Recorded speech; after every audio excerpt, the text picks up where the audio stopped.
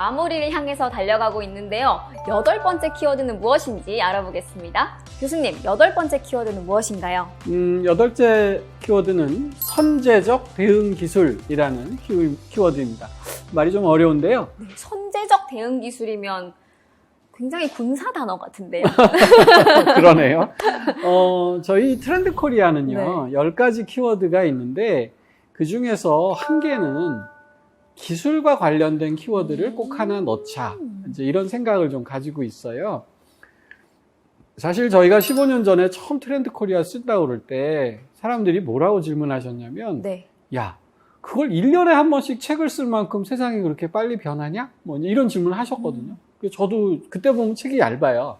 쓸 내용이 그렇게 많지가 않아가지고. 근데 지금은 출판사에서 교수님 이렇게 책 두꺼우면 안 된다고 자꾸 좀 원고 좀 줄여달라고 부탁하실 만큼 쓸 얘기도 많고, 심지어는 이거 1년에 한 번 너무 늦으니까 1년에 2번 내자. 어머. 뭐 이런 제안을 주시는 분들도 계시고 그래요. 근데 저는 사실 저희가 힘들어서 그렇지 내용으로는 충분히 쓸 수 있다고 생각합니다. 그만큼 빨리 변하는 네, 그만큼 거예요? 빨리 변하는데 왜 이렇게 빨리 변할까? 뭐 여러 가지 이유가 있겠죠. 근데 역시 그 중에 제일 중요한 건 기술이 빨리 변하기 때문이다. 기술은 좀 어려운 표현으로 이렇게 말합니다. 선형적으로 변하는 게 아니고 지수함수적으로 변한다. 뭐 무어의 법칙이라고 있었어요. 그러니까 집적도는 늘 지금까지 총의 2배씩 그러니까 증가한다는 거죠. 그래서 기술은 굉장히 사회 변화를 촉진하기 때문에 우리가 이제 꼭 기술 키워드는 하나씩 넣자. 좀 전문적이고 재미없을 수 있지만 네. 넣어야 된다 이렇게 생각을 하는데, 뭐 그렇다고 해서 저희가 뭐 올해는 5G 통신, 뭐 3D 프린팅 이런 식으로 하지는 않고요. 그 기술에 이렇게 테마를 줘요. 그래서 제일 대표적인 게 2018년도 키워드가 언택트였습니다. 네. 사람들이 언택트란 말씀 많이 쓰시는데 사실 저희가 처음 만든 말입니다. 그렇구나요. 트렌드 코리아에서 처음 소개한 말이고요. 그다음에 2021년에는 저희가 CX 유니버스라는 키워드 했어요. CX란 말씀, 커스터머 익스피리언스란 말씀 많이 쓰시고 요새 대기업들의 아주 큰 화두인데 저희가 2년 전에 제안했던 단어고요. 작년에는 실제감 테크라고 어떻게 하면 이렇게 멀리 떨어져 있고 또는 메타버스 같은 공간에서도 실제감을 느낄 수 있게 할까? 이게 이제 굉장히 중요한 키워드다. 그래서 저희가 키워드 만들 때는 되게 어려운 키워드인 것 같지만 사실 지나서 생각하면 사회적으로 굉장히 화두가 된 적이 많은 키워드가 이 기술 키워드입니다. 그래서 이제 저희가 금년에는 어떤 기술이 되게 중요한 기술일까 생각을 했는데, 네, 선제적 대응 기술. 좀 마른 군사 용어 같지만, 그래도 굉장히 중요한 기술인 것 같아요. 우리가 기술이라고 하면, 우리 많은 기술을 지금 이용해서 이 방송도 찍고 있고 하지요. 근데 기술이라는 게 뭐냐면요. 내가, 뭔가를 하려고 할 때 이걸 편리하게 해줘 하고 요구를 하면 그 기술이 그걸 대응해 주는 거죠. 그런 측면이 있어요. 그래서 내가 예를 들어 여기서 저기까지 이동하고 싶을 때 좀 이동시켜줘. 그러면 뭐 자동차든 지하철이든 기술을 이용해서 저기까지 간단 말이죠. 근데 이 선제적 대응 기술이라는 건 네. 영어로 proactive를 저희가 번역했는데요. 내가 요구하기도 전에 알아서 나의 맥락을 이해해서 나한테 그 솔루션을 제공해주는, 심지어는 내가 알지도 못하는 나의 니즈를 찾아서 나에게 제안해주는 그런 기술을 선제적 대응 기술이다. 이렇게 저희가 이름을 붙였습니다. 또 선제적 대응 기술 굉장히 잘하고 있는 기업 중에 하나가 아마존이잖아요. 맞습니다. 그렇죠? 아마존에 네. 예측 배송이라는 게 있어요. 그러니까 이제 특히 미국 같은 나라가 정말 크기 때문에요. 내가 아주 희귀한 아이템을 이제 구매 신청을 하면 우리나라처럼 다음날 새벽에 오기 어렵습니다. 왜냐하면 지역 배송센터에 그 물건이 있어야 갈 거잖아요. 근데 아마존은 사람들이 구매하는 패턴을 인식한 다음에 내일쯤 되면 이 사람들이 이런 물건들을 많이 시키겠다 싶으면 지역 배송센터에 미리 갖다 놓는 거죠. 그래서 배송 시간을 극소로 줄일 수 있는 거죠. 그래서 이제 그런 식으로 선제적으로 아마 당신이 이런 제품 내일쯤 주문할 거야. 이렇게 빅데이터를 통해서 AI들이 생각을 해가지고 재고를 갖춰 놓는 그런 식의 기술을 선제적 대응 기술이라고 부를 수 있죠. 그럼 더 추가적으로 어떤 특성들이 있을까요? 선제적 대응 기술은 첫 번째로는 이제 정보 제공 단계가 있습니다. 이게 제일 첫 번째 단계에 있는데요. 이제 고객한테 차에 또는 가전제품의 정보를 미리 주는 거죠. 예전에는 이제 날씨 더워지고 그러면, 이제 곧 더워지겠다. 야, 에어컨에 필터 청소하자. 이제 그랬는데 막상 열어보면 깨끗하고 뭐 이런 경우 있거든요. 요즘 그러지 않고 기계가 스스로 자기 여러 상황을 진단해가지고, 이제 청소 좀 해주세요. 뭐 점검하는 사람을 불러주세요. 이제 그러는 거죠. 최근에 나온 제네시스 같은 경우에는 다달이 차 상태 리포트를 이메일로 보내줍니다. 차가 스스로 지가 자기를 진단해가지고 냉각수가 이번 달에 부족해질 것 같습니다. 그러니까 뭐 계기판에 냉각수가 떨어졌다고 경고를 주기 전에 미리미리 한 달에 한 번씩 유저한테 알려주는 거죠. 그런 식이 선제적 정보 제공이라고 할 수 있습니다. 이게 소비자만 똑똑해지는 게 아니라 그 소비자를 또 잡기 위해서 기업들도 더욱 똑똑하게 대응을 하고 있는 거네요. 그럼요. 두 번째는 맞춤인데요. 아마 당신은 지금쯤 이걸 요구할 거야. 이런 맞춤인 거죠. 그래서 맞춤이 굉장히 중요해진 게 요새 그 창문 같은 거요. 뭐 최근에는 코로나 때문에 공기가 많이 좋아졌습니다만은 2시부터 미세먼지가 많아진다. 그럼 창문이 스스로 닫는 거죠. 근데 미국의 어떤 제품은 창문 닫아놓으면 강아지들이 못 들어오는 경우가 있거든요. 그래서 강아지들한테 목걸이를 채워놓으면 그 태그를 인식해서 개가 오면 문을 열어주는 뭐 이제 그런 식의 그러니까 그 강아지를 인식해 주는 거죠. 그래서 이제 개별적인 인식 되게 중요하고요. 이게 한 걸음 더 나가면 예측도 합니다. 아까 아마존의 예측 배송 말씀드렸는데 비슷한 기술로 일본의 어떤 쇼핑몰은 CCTV로 이렇게 사람들이 왔다 갔다 하는 걸 보고 있다가 한 사람이 좀 이상해. 계속 빙글빙글 돌면서 배회를 하고 저 패턴이 절도하는, 샵리프팅하는 행동을 보이면 거기를 이제 추적을 하지요. 그러다가 거기 일단 뭐 경찰을 지나가게 만든다든지 경고 방송을 한다든지 그래서 절도를 실제로 많이 줄였던 사례가 있습니다. 그런 식으로 이제 어떤 일이 생겨날지 예측하게 되는 이런 모든 이제 기술이 뭐 고객이 미리 요구하면 거기에 대응하는 게 아니라 조금 선제적으로 대응한다고 해서 저희가 프로액티브 테크놀로지, 선제적 대응 기술이라고 이름을 준 거죠. 고객의 데이터를 처리하는 게 굉장히 중요할 것 같네요. 네, 그렇죠. 지금 저는 이제 회사의 사례를 계속 말씀드렸습니다만은 이게 공공의 영역에서도 저는 굉장히 중요한 기술이 될 것 같다. 그런 생각이 듭니다. 얼마 전에 세모녀 사건이라는 게 있었어요. 그러니까 여기가 굉장히 위험 상황에 놓인 그런 징후가 있었음에도 이 세모녀가 그 주민등록 전입 신고를 안 하셨대요. 그러니까 아마 채무자들이 많아서 일부러 안 하신 것 같은데 그러다 보니까 복지기관에서 다 놓친 거죠.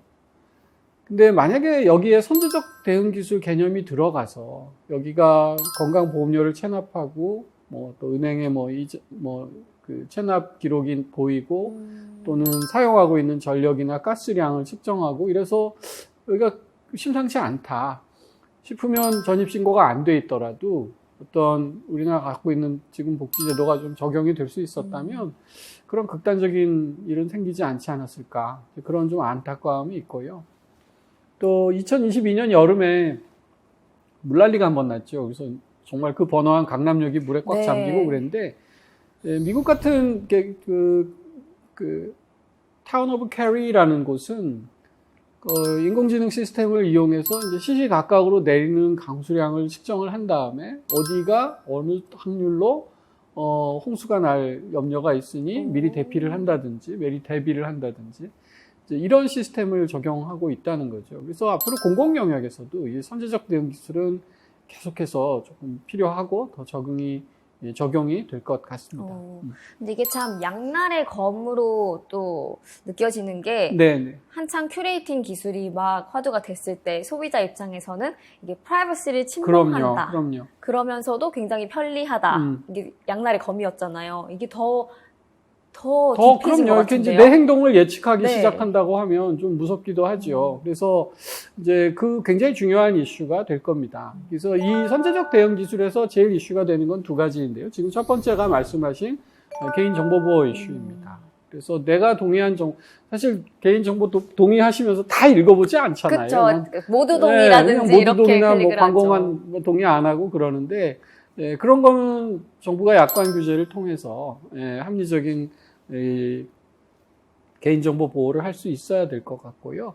두 번째는 이 표준의 문제입니다. 지금까지는 우리가 이제 홈 오토메이션이라고 예전부터 많이 해왔는데 집에서 이제 내가 들어오면 나의 행동을 예측해서 많은 이제 시스템들이 움직여야 되는데 그러려면 제가 어떤 특정 브랜드로 집에 모든 가전제품을 다 일치시켜야 그게 가능했거든요. 이게 표준 때문에. 그런데 요즘은 뭐 삼성전자, LG전자, 구글, 뭐 글로벌 회사들이 다 같이 매터라는 이제 새로운 표준에 합의를 했다고 그래요. 그러면 다양한 제품을 쓰더라도 그 표준을 사용하고 있으면 선제적 대응 기술이 훨씬 더 잘 적용될 수 있는 그런 미래를 아마 우리가 살 수 있게 될 것 같습니다. 뭐 모든 기술이 그러하듯이 이걸 또 어떻게 활용하느냐가 가장 중요할 것 같습니다. 네, 그렇습니다. 네. 교수님께서 말씀해주신 8번째 키워드는 선제적 대응 기술입니다.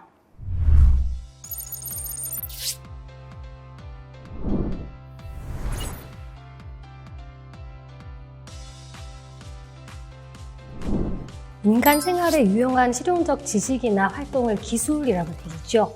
기술을 영어로 표현하면 테크놀로지인데요. 이 테크놀로지의 어원은 고대 그리스어인 테크네에서 왔다고 합니다. 이 테크네의 뜻은 도구라고 합니다. 한마디로 말씀드리면 기술이란 우리의 삶을, 사람을 편리하게 해주는 도구다라고 말씀을 드리겠습니다. 그렇기 때문에 사실 사람들이 이 기술을 잘 쓰기 위해서는 사람이 직접 그 도구를 조작을 해야 됐습니다. 그런데 미래의 기술은요, 사람들이 조작할 필요가 없습니다.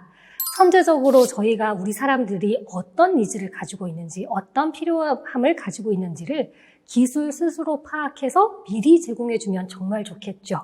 이런 기술을 프로액티브 테크놀로지, 선제적 대응 기술이라고 부릅니다. 자, 소비자들이 필요를 미처 깨닫기도 전에 솔루션을 제공해서 더 이상 우리가 필요를 느끼지조차 않게 만드는 그런 선제적 대응 기술은 3가지 유형으로 나뉩니다. 첫 번째 유형은 정보를 제공해주는 단계입니다. 여러분, 세포라라고 화장품들을 체험할 수 있는 오프라인 체험 매장을 잘 아실 텐데요. 이 세포라가 스페인 마드리드에 플래그십 스토어를 열었습니다. 거기에는 디지털 미러라고 하는 첨단 기술이 들어가 있는데 상상 가시나요? 사람들이 얼굴을 비추었을 때 당신의 피부 색깔에 맞추어서 화장품을 추천해준다. 여기까지는 상상할 수 있으시겠죠? 그런데 이 선제적 대응 기술의 정보 제공은 한 걸음 더 나아갑니다. 제가 그 매장에서 거울을 볼 때 제 피부의 톤이나 제 머리 색깔만 보는 게 아니고요. 그날의 날씨도 보고요. 제가 입은 옷도 봅니다. 스카프를 이런 색깔로 했으니까 립스틱은 이쪽 색을 해보세요. 당신의 옷이 좀 화려하니까 립스틱이나 아이섀도는 이런 색을 해보십시오. 단지 저를 아는 것이 아니라 방문한 사람의 어떤 상황이나 날씨, 배경, 맥락까지 파악해서 정보를 제공하는 것. 이런 것들이 바로 선제적 대응 기술의 정보 제공 단계입니다. 자, 이 정보 제공 단계에서 한 걸음 더 나아가면 이제는 저를 인지하고 저희에게 그 기술이 맞춰줍니다. 이런 단계를 맞춤 조정 단계라고 말하겠습니다. 최근에 여러분 TV에서 요 광고 보셨나요? 굉장히 재밌게 봤는데요. 어느 한 가족이 단란하게 대형 TV로 영화를 보고 있어요. 집 거실에서. 그래서 굉장히 신나게 보고 있는데 알람이 옵니다. 고3 따님이 도착하고 있습니다. 이 알람이 울리자마자 이 AI 스피커에 고3 모드라는 외침이 나오고요. TV가 꺼지고 공부방의 조명은 자동으로 켜지고 또 공기청정기는 무풍으로 소리 없이 전환되면서 조용한 분위기를 만들어서 그 고3 누님이 문을 열고 들어왔을 때는 사람들이 TV를 보던 흔적은 하나도 없습니다. 공부할 수 있는 모드로 전환되어 있는 거죠. 이런 사례도 있습니다. 여러분, 최근에 기업들이요, 자율자석제를 많이 쓰세요. 자율자석제라고 하면 제 책상에 없는 거죠. 제가 그날 앉고 싶은 책상에 앉는 겁니다. 그런데 어느 회사는요, 제 사원증을 그 자율자석제 책상에다가 태깅을 하면은 저의 키라든지 제가 선호하는 높낮이, 심지어는 조명의 어떤 조도까지 조정해서 제가 늘 좋아하던 상태로 그 컴퓨터의 세팅이 완료되도록 해준답니다. 이런 맞춤 조정 단계가 이 선제적 대응 기술의 2번째 단계입니다. 마지막 세 번째 단계는 훨씬 더 진부한 단계인데요. 이제는 기술이 스스로 제가 앞으로 어떤 일을 할지를 예측하고 수행까지 해주는 단계라고 합니다. 국내 한 그 은행에서요, 굉장히 재미있는 기술을 보였는데요. 제가 은행 ATM기에서 돈을 뽑고자 할 때 모자를 쓰고 있거나 진한 선글라스를 끼고 있으면 모자를 벗고 선글라스를 빼주세요 라고 경고를 한답니다. 너는 약간 범죄를 저지를 수도 있는 그런 사람이니 그런 것들을 미리 방지하겠다, 뭐 이런 어떤 목적이겠죠. 특히 이 예측 수행이 중요한 부분은 자율주행 자동차 부분입니다. 여러분, 앞으로 자동차가 스스로 운전하는 자율주행 자동차가 아마 그 기술들이 우리 일상 속에서 선보일 텐데요. 자동차 좋아하시는 분들은 아마 이 기술을 잘 알고 계실 텐데요. ADAS라고 하는 첨단 운전자 보조 시스템이 있죠. 자율주행으로 운전을 하다 보면은 운전자가 갑자기 숨이 가빠를 수도 있고요. 건강상의 이슈가 생겨서 운전을 하지 못하는 위급한 상황에 빠질 수가 있는데 이 시스템은 미리 그 정도를 측정하고 있다가 운전자 스스로 혹은 동승자에 문제가 생겼을 때 대처할 수 있도록 신호를 보내준다고 합니다. 국내에서도 이 기술을 활발하게 개발하고 계신데요. 삼성전자 스마트폰에 탑재되어 있는 삼성 헬스 기능을 최근에는 자동차 소프트웨어와 연계를 하고 있고요. 사람들이 스마트폰의 모바일 기기로 측정하고 있는 신체 기록을 자동차의 탑승 후 기록과 결합하여서 제가 그날에 어떤 운전할 수 있는 컨디션인지 졸음 운전을 하지 않을지 이런 것들을 미리 진단하고 또 사람들에게 정보를 알려준다고 합니다. 네, 선제적 대응 기술은 앞으로 여러 가지 과제를 가지고 있습니다. 아마 지금 당장 우리 삶을 바꾸지는 않을 거고요. 앞으로 우리 삶에 다양한 형태의 기능을 가지고 올 텐데요. 저는 선제적 대응 기술을 현실화하기 위해서 가장 중요한 것은 결국 정보라고 생각합니다. 이 정보를 어떻게 만들어낼 것인가? 이것이 아마 화두가 될 텐데요. 3가지 정도로 정보를 만들 수 있는 방법을 말씀드리겠습니다. 첫 번째는 우리 소비자들이 직접 만들어서 선제적 대응 기술을 만들어낼 수 있을 것 같아요. 해외에서 운전해 보신 분들 이 웨이즈라고 하는 앱 써보시지 않으셨어요? 이 웨이즈 앱은 한국의 티맵과 굉장히 유사한 형태의 스마트폰 앱 내비게이션인데요. 이 앱의 가장 큰 특징은 집단 지성을 활용해 가지고요. 지금 경찰이 어디서 단속하고 있다. 이런 것들을 실시간으로 공유를 해줍니다. 사람들이 스스로 정보를 공유할 때 이런 선제적 대응을 할 수 있는 기능이 만들어지겠죠. 두 번째로 정보를 만들 수 있는 방법은 측정을 잘하는 겁니다. 2022년에 한국에 굉장히 큰 홍수가 왔습니다. 그때 왜 우리가 그것을 미리 예측하지 못했나, 왜 우리는 대비하지 못했나 이런 어떤 비판들이 있었는데요. 해외에 좋은 벤치마킹 사례가 있어서 공유를 해드리겠습니다. 미국의 캐리라고 하는 작은 마을이 있는데요. 이 마을에는 빅데이터 분석 시스템을 통해서 홍수가 발생할 것 같은 그 지역에 여러 가지 시스템들을 구축해서 측정을 하고 있답니다. 그래서 여기까지 물이 차면 소비자들에게 경고를 보내자. 여기까지 물이 차면 사람들을 대피시키자. 이런 것들의 정보를 만들고 있는데 이런 정보를 잘 만들어낼 수 있을 때 아마 우리가 앞으로 닥칠 수 있는 이런 위기 상황도 대처할 수 있을 것 같습니다. 마지막 3번째로 정보를 만드는 방법은 역시 결합하는 거죠. 삼성전자나 LG전자, 구글, 아마존, 애플 이 각기 다른 회사가 소비자로부터 다양한 형태의 사용 정보들을 만들어내고 있는데 다행스러운 것은 최근 변화는 이런 각기 다른 정보들을 하나로 만드는 표준화 작업들을 최근 열심히 하고 있다고 합니다. 매터라고 부르는 이 스마트홈의 표준 지표를 가지고 앞으로는 각자의 브랜드에서 만들어내는 정보를 결합하여서 스마트홈의 통신 표준 규격을 만든다고 한다는데요. 이런 스마트홈 관련 이슈가 앞으로는 소비자들에게 어떤 인공지능을 활용한 사용자 맞춤 서비스를 제공하는 데 큰 역할을 할 것 같습니다. 마지막으로 선제적 대응 기술과 관련해서 제가 주의해야 할 점도 말씀을 드리겠습니다. 여러분, 이 기술이 우리에게 주는 편의는 굉장히 편리하겠지만 우리가 꼭 경계해야 하는 것은 바로 과잉 기술입니다. 가령 여러분, 안전과 관련된 부분은 선제적 대응 기술이 아무리 지나치게 해도 저는 지나치지 않다고 생각합니다. 훨씬 더 많은 기술들이, 훨씬 더 많은 서비스들이 나와도 될 것 같습니다. 그런데 만약에 이 선제적 대응 기술을 사람들의 감정을 읽어서 그 감정에 따라서 조도를 바꿔줄게요. 이 감정에 따라서 음악을 따라 틀어줄게요. 물론 좋지만 이런 부분은 지금 현재 단위에서는 약간의 과잉 기술이기도 합니다. 그래서 이런 선제적 대응 기술과 같은 미래지향형 기술을 만들 때에는 너무 기술이 소비자들에게 과잉되어 있지 않은가, 어느 정도의 수준이 적정 기술인가, 이런 것들을 판단하는 것이 무척 중요하다고 하겠습니다.